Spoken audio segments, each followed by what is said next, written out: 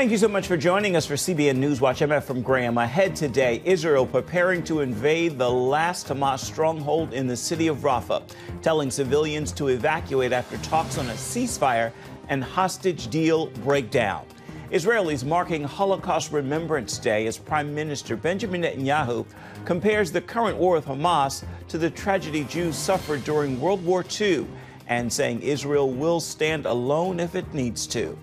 Remembering October 7th, world leaders traveled to Israel to see for themselves the devastation of the Hamas massacres on that terrible day, as Christians pledged to stand with the Jewish state.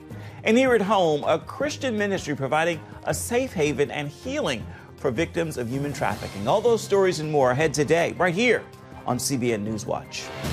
This is CBN News Watch. Lots to get to. Let's begin this half hour in Gaza, where Israel stands on the verge of an assault against Hamas in the last remaining stronghold in the city of Rafah. That move coming after months of negotiations so far have failed to lead to an agreement between Israel and Hamas for a ceasefire in exchange for the release of hostages. Chris Mitchell brings us the story now. He reports from Jerusalem. Hamas announced the latest ceasefire talks have ended. The terror group insists on two key demands. One, the end of the war, and two, Israel completely pulls out of the Gaza Strip. Both are non-starters for Israel. Israeli Defense Minister Yoav Gallant addressed troops about the talks. We are recognizing worrisome signals that Hamas is not planning to accept any deal or agreement with us. And that means the operation in Rafah and in the entire Gaza Strip in the very near future. As a prelude to the incursion into Rafah, the IDF is sending leaflets telling civilians to leave for a humanitarian zone Israel is preparing for their safety. On Sunday, Hamas launched a rocket attack on Israeli soldiers at the Kerem Shalom crossing for humanitarian aid. The attack killed 4 soldiers and wounded 9. Despite the continued attacks by the terror group, the Biden administration objects to any incursion into the last major Hamas stronghold. And Axios is reporting that the U.S. stopped a shipment of ammunition. Israel also closed the Qatar-based Al Jazeera News Bureau, calling it a Hamas mouthpiece that undermines the nation's security. At the annual commemoration for the Holocaust Sunday night, Prime Minister Benjamin Netanyahu compared Israel's current struggle to the Holocaust. Today, we again confront enemies bent on our destruction. I say to the leaders of the world, no amount of pressure, no decision by any international forum will stop Israel from defending itself. Israel stands at a defining moment in its history, and Netanyahu pledged, if necessary, the Jewish state will stand alone. As the Prime Minister of Israel, the one and only Jewish state, I pledge here today from Jerusalem on this Holocaust Remembrance Day. If Israel is forced to stand alone, Israel will stand alone. On Monday morning, a siren sounded throughout the country. Traffic stopped and Israelis stood in silence to remember the 6 million who died in the Holocaust. With the number of threats surrounding Israel and the alarming rise of global anti-Semitism, some see an ominous parallel between Israel in 2024 and the 1930s in Germany. And Chris Mitchell joins us now from Jerusalem with more. Chris, we're going to talk more about Holocaust Remembrance Day in just a little bit, though I want to begin with the situation in Gaza. Does Israel think Hamas has been just stalling for time with these negotiations? Yes, they do to some extent, Ephraim. First of all, they were stalling to delay the operation into Rafah. Hamas knows that's their last stand right now. Also, to keep more pressure on Netanyahu and the government from the Biden administration. They're putting a lot of pressure on the Netanyahu government. And also internally here in Israel, there's been a lot of pressure to go ahead and have a deal almost at any cost by people who want to make sure that the the hostages get freed. Almost everybody wants those freed, but it's a question of how to do that. A lot of demonstrations and rallies to do that, to make that point, to free the hostages at any cost. And, you know, Hamas is really fighting for its survival. Rafah may be its Waterloo. It's where Sinwar, its leaders are, the hostages are, and also where Hamas gets its lifeline of supplies through the tunnels at Rafah. So, yes, I'm sure they were delaying during these negotiations. Let's talk now about how Israel is preparing the battleground for Rafah. Why is this so unique? Well, it's unique because, as you saw in our report, dropping leaflets, they not only do that, but they send text messages, phone calls. And since the war began, Israel's been warning Gazans to get out of harm's way. On the other hand, Hamas really rigs the battlefield. And what they do by that is they want those Gazan civilians to be in harm's way and use that as human shields where any casualties can be used for propaganda. Hamas has been doing this for years. So has the IDF been trying to warn civilians. And so what the IDF is doing, it really undermines the charges of genocide, whether it's at the International Court of Justice or on college campuses. Chris, what's the significance of the U.S. withholding an ammunition shipment for Israel? Well, it's extremely important. You know, Israel needs to be resupplied. It's fighting a two-front war, not only in Gaza, but also in the north with Hezbollah. It's been criticized by some in Congress. For example, Representative Elise Stefanik, she said Israel's fighting against an Iranian-backed barbaric terrorist, and while the administration is stopping that ammunition and says that, you know, abandoning the U.S. closest ally in order to appease the far left pro-Hamas base. And the other question, Ephraim, is it legal? Some people think it might not be even legal for the Biden administration to hold back this ammunition that's already been requisitioned and funded by the Congress. You attended the annual commemoration of the Holocaust at Yad Vashem. What did you see and hear? Well, it's really a privilege to be there, Ephraim. I've been there many years. I heard Netanyahu make his speech. Most of the speech he gave was in Hebrew, but then he stopped and made this point to the world and actually to the United States in English. Some people think it might have been his Churchill moment, just standing alone, as Churchill did at one time against Nazi Germany. And so incredible testimonies as well. 6 survivors, they light 6 candles. That's how they do this every year. And each, before they light those candles, you know, they give their own testimonies, amazing testimonies about what happened to these people. And this year's theme, Ephraim, was called Lost Communities. We heard stories of idyllic Jewish communities before the war, and then they were destroyed. There were mass deportations, mass murders. And then these survivors went through horrific experiences, surviving Auschwitz. They survived typhus. Many made their way after the war here to Israel, some by ship, some through land. And if you hear these testimonies, it sounds like a movie. And but now all of these survivors have families, children, grandchildren, many of them great-grandchildren. And for many of them, they feel this was the revenge of surviving the Holocaust instead of death, bringing new life. There is a saying over here in Hebrew that says, Am Israel Hai, the people of Israel live. And when you hear these testimonies of these people, you realize that they relish the life that they've been able to live after they survived the Holocaust. In your story, you shared some Israelis standing in silence in memory of the 6 million who died in the Holocaust. Tell me what that was like.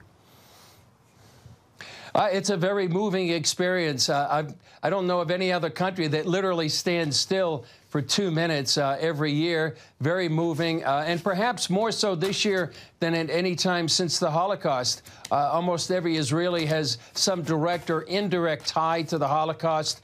You know, so you see people in the streets, people stand inside the buses, they stand in their offices, and right now, you know, the theme has been, since the Holocaust, never again. But what they're saying right now is never again is now. All right, Chris Mitchell reporting for us from Jerusalem. Thank you so much. Stay safe and know that we back here are praying for you and our entire team there in Israel.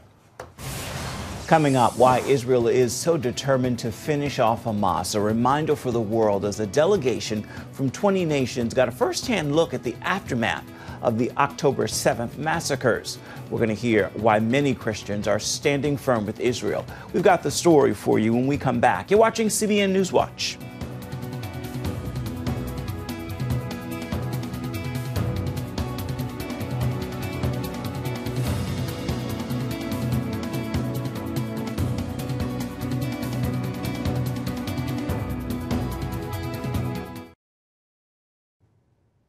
Israel's war in Gaza began with the brutal Hamas terrorist strikes on October 7th. A group of government leaders from around the world believe it's important to keep that memory alive. So they traveled to the locations where some of the attacks took place to see the undeniable evidence for themselves. Here again with that story is CBN's Chris Mitchell. Members of parliament from more than 20 nations came here to the heart of Kfar Aza to see for themselves firsthand the destruction from October 7th. Today we have the largest delegation of members of parliament around the world since October 7th. The importance is not just to educate them on what actually happened here so they can see it for themselves. Josh Reinstein, president of the Israel Allies Foundation, organized the visit. Well, these parliamentarians aren't just members of parliament. They're actually chairmen of caucuses of many groups of members of parliament in their home countries. We have 53 Israel Allies caucuses. 21 of them are actually presented here today. These people represent hundreds and even thousands of people who support Israel. So it's important for them to understand so they can go back to their parliaments and explain to their colleagues as well. The experience made a powerful impression. It's terrible. It was terrible to read what the terrorist organization did here. This is a reaction of shock and realizing how brutal these people, are they called people, can be. And it's something which is not acceptable. We cannot remain without any move, without any steps to change the situation. But the main problem is in their head and in their hearts. So it's not a problem so much of military power. And I think something has to be done with the way of thinking. And this is the thing we need to address, because these people can repeat such a deeds again. And as we have heard the leaders of Hamas, they promised to do it again. Yeah. So this is not something we can allow, and we need to change the way of thinking. The group signed a resolution calling for the end of UNRWA, the UN agency found to be filled with Hamas terrorists. I feel a terrible betrayal, because these people were supposed to help. This was an international body, and they simply lied to people who commissioned them to help the hostages. This is a terrible deceit. When the war has gone on, and we can see also that civilians always suffer during the wartime, we understand that we need some kind of organization taking care of the humanitarian aid. And this is what the international community would have to decide on. What type of organization could be more useful than UNRWA has been until now? Member of Knesset Sharon Haskell addressed the group and explained why their visit is so important. We see such a mass denial from social media and some, mainstream full media. But what had actually happened here, those representatives who came here to see through their own eyes what we've actually experienced here, one of the worst butcher and massacre that Israel had ever experienced in its history, is critical. I mean, they see the evidence, they feel it, they understand it, and no one can deny that. Haskell says Israel is fighting on the front lines of the battle facing the world. What we're fighting here, it's not a territorial war. This is not a Russian-Ukrainian war. This is a war on our values. This is a war against radical Islam.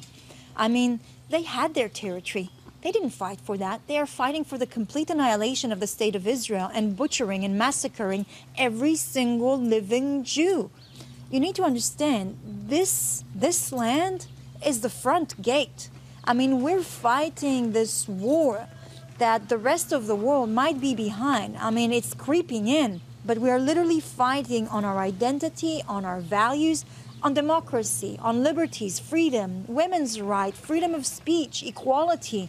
That's what we're really fighting for. And this is a fight and a war that the rest of the world has to join forces together, because it doesn't stop in Israel. It's already in Europe, in North America, Central and South America. It's everywhere. It's spreading. And wherever there's evil, we have to stand and be very, very clear about it, that there's zero tolerance towards it. Reinstein says Christian support is vital during this dark time in Israel's history. It's Christians, not countries, that are standing with Israel. What makes this a very special event is that these people are all men and women of faith. These are Christian legislators who take their biblical support and turn to real political action. We call that faith-based diplomacy, and that's what's unique about this conference, that so many members of parliament from around the world have come together as people of faith to stand with Israel. Chris Mitchell, CBN News, Kfar Aza, Israel. Here at home, a rest stop for victims of human trafficking. We're going to show you how this home is helping women to heal and giving them a brighter future as well. Right after this, stay with us.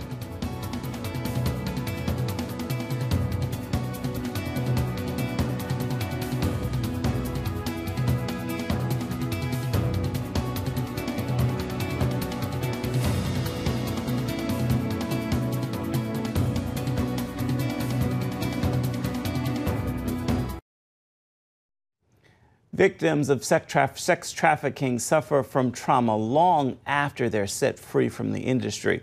In Tennessee, where trafficking increased more than 30% last year, there are a growing number of victims who desperately need help. Charlene Aaron visited one ministry providing some much-needed assistance and the tools needed for a fresh start. Rest Stop Ministries here in Lebanon, Tennessee is dedicated to restoring women who have been trafficked. It offers a long-term trauma recovery program, as well as educational and job training opportunities in an effort to help victims heal. It started when I was 3, actually. Galia Ahava Miera's own grandfather took that step by selling her for sex to his fellow members of the KKK. That went on up until he passed away when I was almost 7. That trauma then led to a lonely life of drug and alcohol abuse. Actually, I had been on life support for 9 days due to an overdose, and no one came to the hospital to see me, no one in my family at all.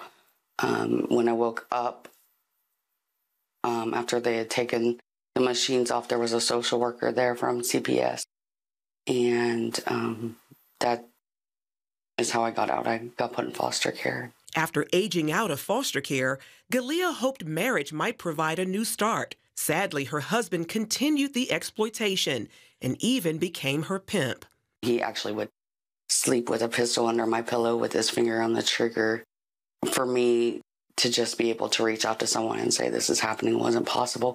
Her breakthrough came during a secret Skype call with a trauma counselor who told Galia about Rest Stop Ministries, Tennessee's first long-term program for female sex trafficking victims. They partnered with another agency and sent a rescue team to Ohio to get me out of that situation. These women come to us broken body, mind, soul, and spirit. We have a trauma-focused therapist, and we have clinical case managers creating comprehensive healing plans that help these women deal with whatever they need to deal with to be completely rehabilitated, made whole in Christ. Founder and executive director Rondi Smith explains the ministry's holistic approach. We tell these women when they come through the door, your life has been hard, but the bravest thing you've ever done is walk through these doors, and the healing journey is going to be just as hard. And if you'll come and just focus on doing the very hard work of healing, we're going to take care of your every need. Part of that healing includes a 9-month curriculum called Good Hope Farms that provides education and employment opportunities. They are learning job skills, paid hands-on. They are being paid to learn because they need to be ready when they transition and when they start working and earning, and it boosts their self-esteem, and they realize there is hope for me to transform my life. Hope came in the form of the opportunity to purchase a 25-acre property that would allow the growing ministry to turn evil into good.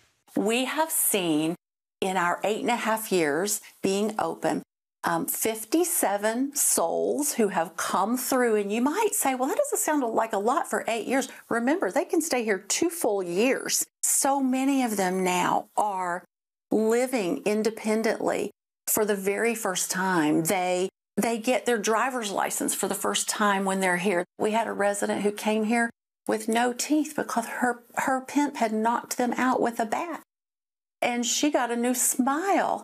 Due to this type of trauma, the ministry must take care in its approach to sharing the gospel. And Smith says testimonies of lives changed are especially gratifying. We have a group of women right now. They've claimed a church here in town. They go together as a community. They love it. They are on fire. They would all testify to you if you could talk to each one of them today that they know that God has been their answer. That includes Galea, whose name in Hebrew means beloved, redeemed, shining light. Since completing the program, she helps others at a short-term rehab facility in Nashville. Everyone at Rest Stop has walked beside me. When I was struggling, they were my legs so I could stand, and they would hold me up till I could walk on my own. Watching my clients come in broken and hopeless and helpless to the day they leave, and watching that transformation is one of the greatest blessings. A transformation she hopes to provide to other survivors. There is love out there, the love of Jesus and those people he put in the path. You don't have to do it alone. There's hope, there's healing, there's freedom. Charlene Aaron, CBN News, Lebanon, Tennessee. We're coming back with an encouraging word for your day ahead. Stay with us. You're watching CBN News Watch.